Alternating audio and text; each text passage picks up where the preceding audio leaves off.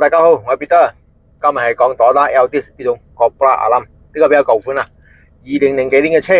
剛才 customer 佢攞兩粒 remote 嚟，兩個都完全用唔到咗，佢擠掛嘅擠到電池都唔用得。呢種咧係好敏感、好 sensitive 嘅呢個 remote。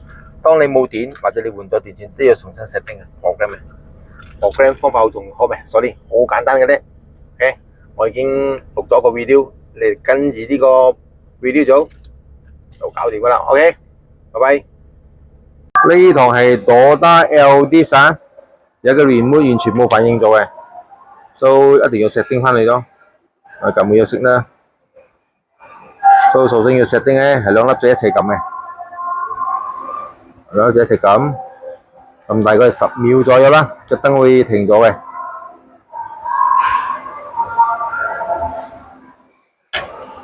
停咗，放手，燈着住，係大粒呢粒掣啊，撳兩下，過去車頭嗰邊，車頭呢度對住佢撳兩下，1、2，唔得，都得喎，嚟試下，係啦，係咁方法啦。